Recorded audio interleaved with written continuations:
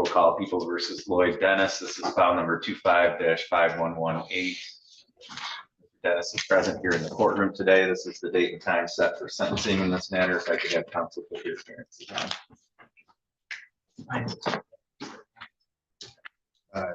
Thomas Seeger, appearing on behalf of Mr. Dennis.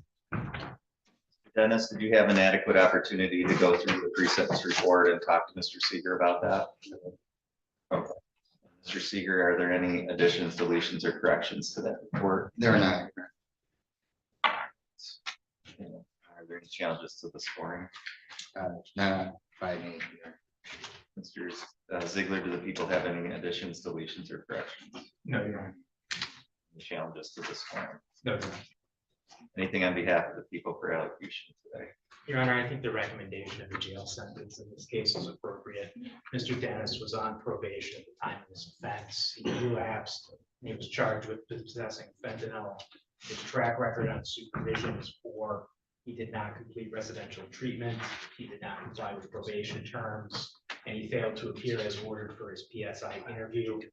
A probationary sentence in this case would accomplish very little.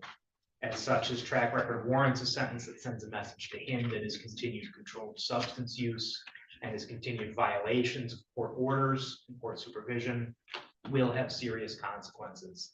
I would ask the court to impose 6 months in the county jail with credit for 33 days served. Thank you, Mr. Seeger. And Your Honor, just on behalf of Mr. Dennis maintains that he did in fact complete treatment. Whether or not he did, I don't have any verification of it, but he is representing that he did. But probably what's more pointedly important is that Mr. Dennis indicates that he understands that he has a substance abuse problem for which he wants to get back into a treatment type of setting. Unfortunately for Mr. Dennis, he has other problems because he still has to deal with his Benzie County case, which has a great penalty. It's difficult in these cases because in most instances, people who have substance abuse problems do have relapses, just like Mr. Ziegler said. This is not a situation wherein Mr. Dennis is alleged to have been selling drugs. He's probably more of a danger to himself than he is to the public. And unfortunately for him, he needs to continue to work on maintaining his sobriety, which I think he's struggled with for a variety of reasons, some personal reasons, a lot of different reasons, but he's trying to stay on the straight and narrow. He recognizes that he has struggled at times. He recognizes that jail may come from this. The recommendation, the guidelines are 0 to 9 months. The recommendation is for a jail sentence. He served 33 days. I would ask the court to consider closing this file without further incarceration. He clearly will have to go back to Benzie County and address his underlying probation violation on a much greater charge. This is really a case of probably mail and prohibitum. Unfortunately for him, in Benzie County, he's on 7411. I suspect, albeit I don't want to speak for the court over there, that there's probably a good opportunity that he's going to lose his 7411 status for him as the court. And that will probably be the greater punishment. Whatever it is that the court does, he's hopeful that the court will allow him to get into treatment, which he clearly needs, which one way that he'll be able to accomplish that is presumably through a sentence in Benzie County if they afford him that opportunity. But if the court sees fit to allow or to sentence him to some kind of jail time, he would just ask that a condition of his sentence allow for him to get into treatment to the extent that Benzie County allows him to get into treatment. The other problem, Your Honor, would be that I suspect that in Benzie County, he's probably more likely to face a greater amount of jail time than he would be here. If we sentence him, theoretically, we are probably holding him for the benefit of Benzie County. But that doesn't mean that there's not a punishment for his own act. Just as a matter of practice, it seems as though logically that perhaps Benzie County, if there is a punishment, it is resolved through this underlying probation violation, at which point it would be their responsibility to house him. And if he's able to get treatment, which he's indicated he wishes to do, that would be helpful to him and everyone else. So he's just asking for that opportunity. Thank you. Mr. Dennis, anything you wanted to say today? No, sir. It's a long road. All right. I did read through the report, so I'm familiar with what happened in this particular case, as well as just your general circumstances and your past history and so forth. And so I take all of that into account, along with what the lawyers have had to say here on the record today.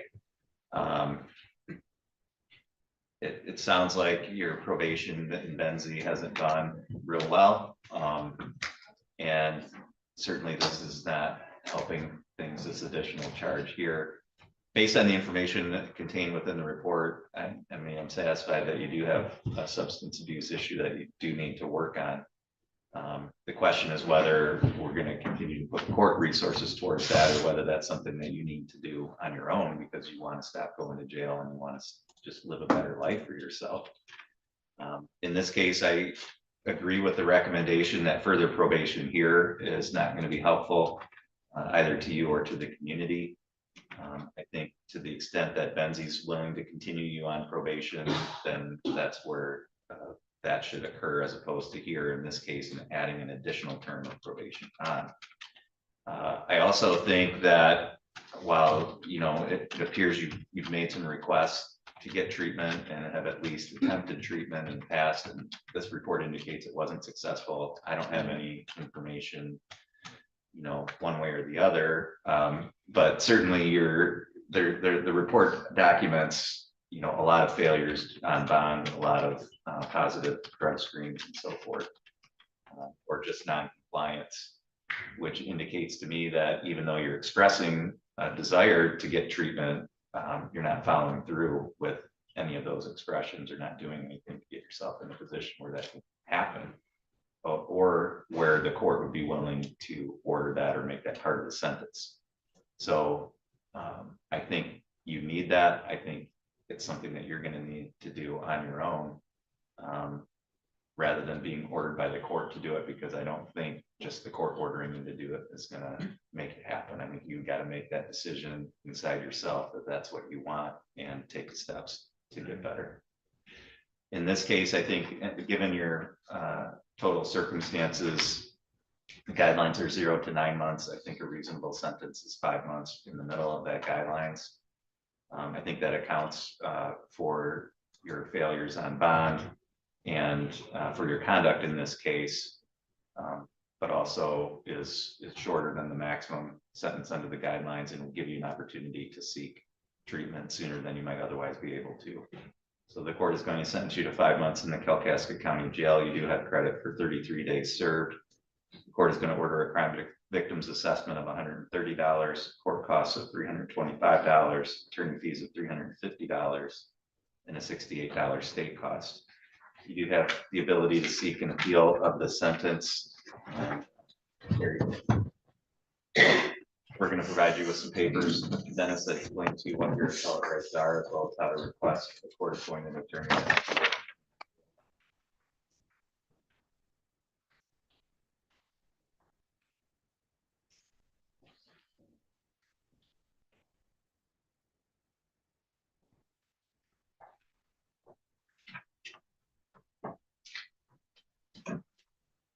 For the record, we're trying to support our rights. Rather than to the custody account at this time.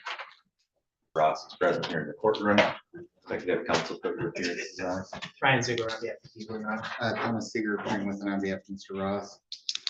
This is the date for a final status conference in this case, and a plea cutoff. We currently have trial set to begin on February 18th. Mr. Seeger has been able to talk to Mr. Ross about how he wants to proceed. I have, Your Honor. Your Honor, it's my understanding that Mr. Ross wishes to proceed to trial and he's demanding that he wants to trial. I did speak with the prosecuting attorney. He probably has a request that he would like to make, which I would oppose, but I'll put those reasons on the record following his request if he makes it. Okay, Mr. Ziegler. Your Honor, we would be requesting an adjournment of trial. The reason for the adjournment is the court sent out the notice for trial back in November. I reviewed the file in December. I sent subpoenas to the witnesses, and I noticed that we just had a true narc in the file. We did not have the full laboratory report. So my staff sent an email to the officer asking him to get this to the lab as soon as possible. We followed up with him in January, again asking where we were at on the labs, if they'd be available. We got no response. We called the post yesterday and spoke to a sergeant over there. They informed us that the suspected drugs or paraphernalia were never sent to the lab for testing. So it's unlikely that we are going to have the lab report in the next 2 weeks. Therefore, I'd be asking for an adjournment to trial.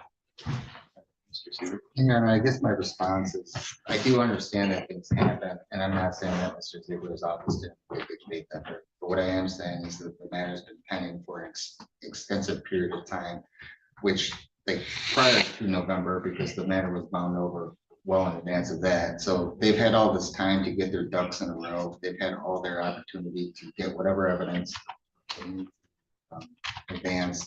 It's their burden of proof at all times. He has the right to a speedy trial. He has the right to due process. If it's through their own error or malfeasance, and not Mr. Ziegler's malfeasance, but if it's by virtue of negligence of the charge officer, that's on them. I can't think that, at least in terms of case law, I can't think of that being good cause because the officer was lazy and didn't secure evidence that was requested by the prosecuting attorney's office. That's not good cause. Good cause might be something like if there was a witness who was unavailable for some reasonable reason. This is a situation wherein law enforcement has failed to provide certain evidence that is necessary for the promotion of their case. So if they're able to provide it by February 18th, then I'll examine it. I still think that that's probably not a sufficient period of time because that document should have been provided to me a long period of time ago.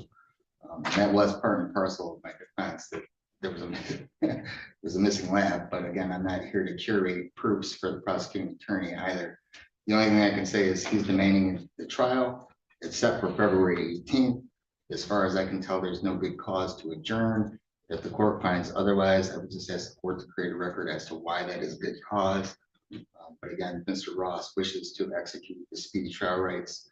And it's not as if this is a situation wherein, you know, the notice hadn't gone out for a long period of time. This has been set for, I think, around November. So they've had plenty of time to get whatever evidence it is that they need to proceed with their case, which for whatever reason they failed to do. And that's on them. If they proceed to trial without it, then they proceed to trial without it. It may also be the case if the prosecuting attorney does something else. But either which way, Your Honor, it's my understanding that Mr. Ross wishes to have his trial on the 18th and scheduled that way. So unless there's good cause to adjourn it, which I don't see any good cause, I would just ask the court to deny. All right, thank you. In order to grant an adjournment, the court does have to find good cause. There's a couple factors I think here that are relevant to the court's consideration. Number one, Mr. Ross is not incarcerated. I think if he hadn't been able to post bond and was lodged, there's a much greater urgency, and certainly the case would have priority in terms of going to trial. So with Mr. Ross being out on bond, the court finds that adjourning the matter doesn't necessarily result in any prejudice to the defense. The court does know that this matter was set for a trial. The trial dates were set and sent out in December following a November status conference.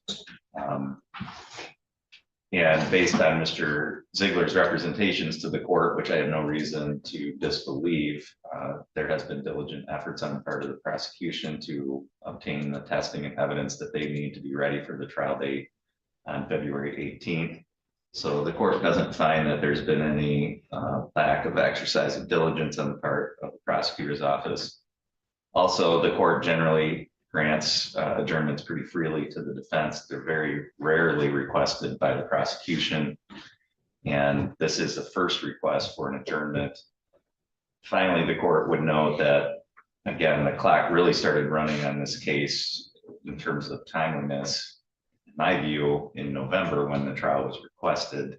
So we're only a couple months out from that. Mr. Ross was bound over in mid-September. So as these things go, there hasn't been a terrible amount of delay in this case, such that the court finds there would be prejudice to the defense. So for all of those reasons, the court finds there is adequate cause to grant the adjournment. The court will reset the trial as well as another final status conference for a one-day jury trial. The court is unlikely to grant any further adjournments for testing. So Mr. Ziegler, whatever you need to do to spur that on will need to happen for the next trial date, and then we'll go forward at that time. Mr. Ziegler, I would just request that you prepare an order reflecting the motion on the record here today, as well as the court's ruling, and submit that under the 7-day rule or with the stipulation as the form. Yes, sir. Okay. Mr. Ross, it's important that you continue to stay in touch with your attorney, and will be provided with the notice of the date and time of the next hearing date. Okay. All right. Thank you. That's all. Then your Honor, Mr. Farmer is also in the courtroom. People versus Farmer, file number 255130. Mr. Farmer, come up to the podium there, please. The record should reflect Mr. Farmer's present here in the court today. I'd like to have counsel put your appearances on in this file. Ryan Ziegler on behalf of the people. Thomas. I have this set for a plea hearing today. Mr. Seeger, how did you want to proceed in this case? Your Honor, at this time, Mr. Farmer has indicated that he wishes to proceed the trial. I would note that he's rejecting the offer where he was offered an opportunity to plead to one count of lewd lascivious, which would have been a 1-year misdemeanor. Most notably implicit in that is that there's no SORA requirement related to that. But to that end, Your Honor, he wishes to proceed to trial. Mr. Ziegler, how much time do the people need to be ready for trial in this case? We could be ready within, or at least 60 days, Your Honor. Okay, Mr. Seeger? That's fine. Yeah. Okay.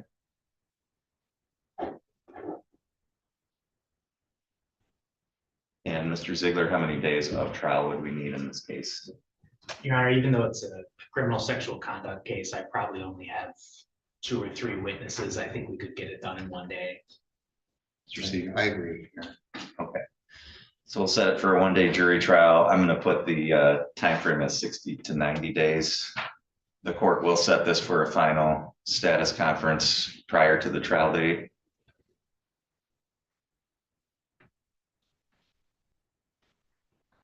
So, Mr. Farmer, there'll be one final hearing here in court before we have your trial.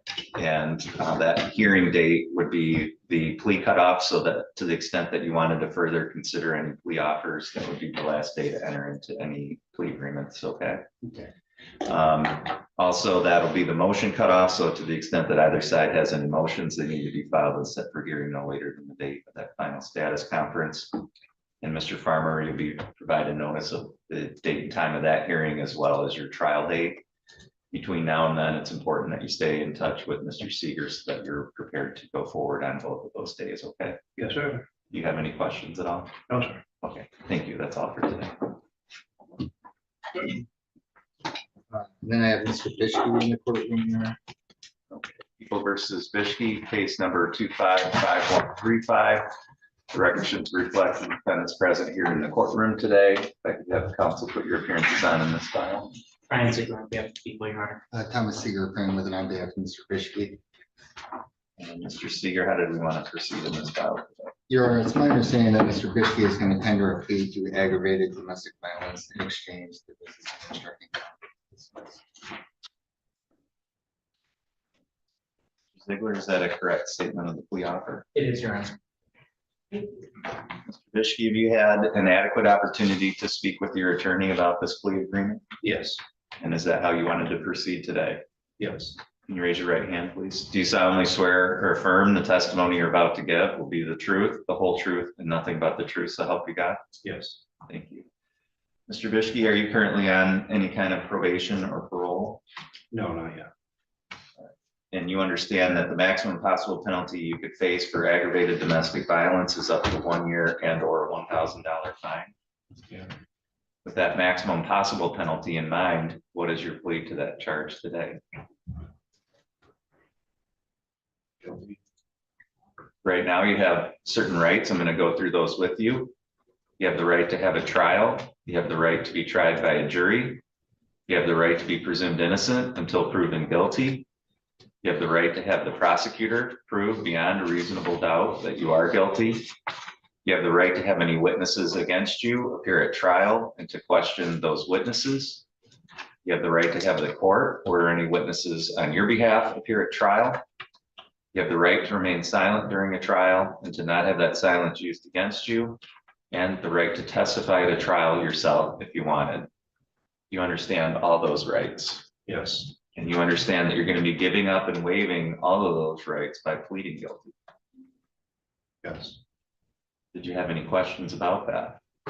no, Has anybody threatened you with anything to get you to plead guilty? no, Has anybody promised you anything other than what we've said here on the record today? no, Is it your own free choice to enter this plea? yes, Are you pleading guilty to this crime because you are actually guilty? yes, The information I have indicates that this happened back on November 14th of 2025. Is that the correct date? correct, And on that date, did you have an altercation with an Ashley Martinez? correct, And were you residing in the same household as that individual? Did you have a dating relationship with that individual? yes.